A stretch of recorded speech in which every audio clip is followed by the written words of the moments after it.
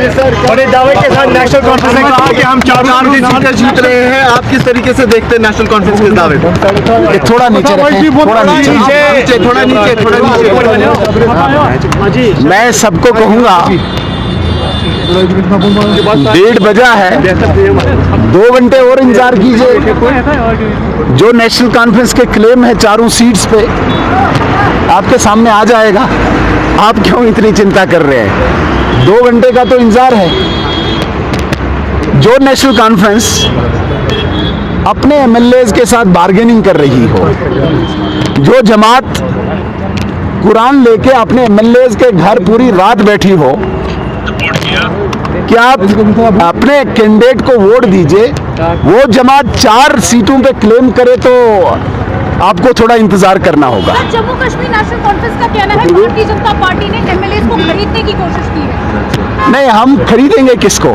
हमें खरीदने की आवश्यकता ही नहीं। अगर उनकी मुर्गी हमारे आंगन में अंडे देने आएगी तो हम क्यों मारेंगे उस मुर्गी को? सुनील जी, जिस तरह से हमने देखा आज इस इलेक्शन में पीडीपी, कांग्रेस और कुछ आजाद, इंक्लूडिंग इंजीनियर रशीद के भाई, सब एक साथ आए बीजेपी के खिलाफ। देखिए, नेशनल कॉन्फ्रेंस ने इस इलेक्शन को पोलराइज कर दिया। On the name of religion, on the name of region, क्षेत्र के नाम पे और धर्म के नाम पे नेशनल कॉन्फ्रेंस ने एमएलएज को कंसोलिडेट करने की कोशिश की। विशेषकर कश्मीर में एक समुदाय के केवल मुस्लिम धर्म से वाबस्तगी रखने वाले एमएलएज हैं, उनको धर्म के नाम पे जुटाने की कोशिश की। और कुछ जम्मू में इन्होंने रीजन के नाम पे जुटाने की कोशिश की। सुनील साहब, चौथी सीट पे काफी कंपटीशन था। कॉन्फ्रेंस भी कह रही है कि हम 4 सीटें जीतेंगे, आप कह रहे हो कि हम 3 सीटें जीतेंगे, ये तो 7 सीटें हो जाती है। आप हमें ये बताइए कि आप किस कदम पर इस वक्त खड़े हैं? मैंने नंबर बोला ही नहीं। मैंने कहा जो टारगेट हमने रखा है, जो लक्ष्य हमने रखा है, वो लक्ष्य हम 5 बजे अचीव कर लेंगे। हमें जरूर। आपने माहौल किस तरह का अंदर देखा? क्या आप कहाँ पे अपने आप को इस वक्त खड़ा देखते हैं? मैं वो क्यों बताऊं अभी? शर्मा जी, जिस तरीके से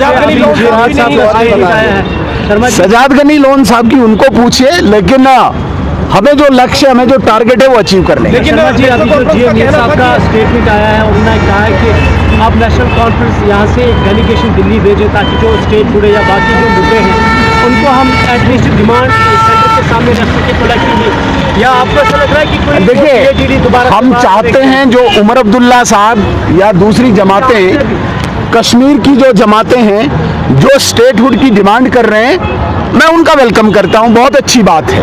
लेकिन सवाल ये पैदा होता है, उमर अब्दुल्ला साहब ने 15 अगस्त की स्पीच में ये कहा था कि मैं घर घर जाके सिग्नेचर कराऊंगा स्टेटहुड के लिए। मैं उसका खैर मकदम करता हूं।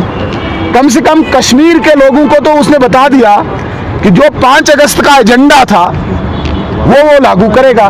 हमारा 5 अगस्त का एजेंडा था, कोई 370 नहीं मिलेगा, कोई 35A नहीं मिलेगा, सिर्फ स्टेटहुड मिलेगा। अगर उमर अब्दुल्ला साहब वो सिग्नेचर करने घर घर जाते हैं तो मैं साथ चलूंगा, लेकिन अब वो अपनी बात से मुकर गए। उन्होंने 15 अगस्त की स्पीच में कहा था कि मैं स्टेटहुड के लिए सिग्नेचर करने जाऊंगा, तो मैं लीडर ऑफ अपोजिशन भी साथ चलूंगा, लेकिन वो मुकर गए, वो रुक गए। यही तो हमारा एजेंडा था, यही भाजपा का एजेंडा था, यही 5 अगस्त का एजेंडा था कि कश्मीरियों के दिमाग से निकाल दीजिए कि 370 कोई चीज है, ये दफन हो चुकी है। 35A कोई चीज है। अब एक ही चीज है जो सेंटर ने देना है, वो स्टेटहुड देना है।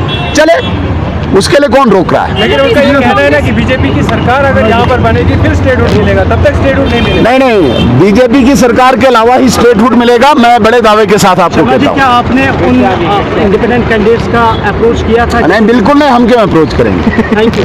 Thank you.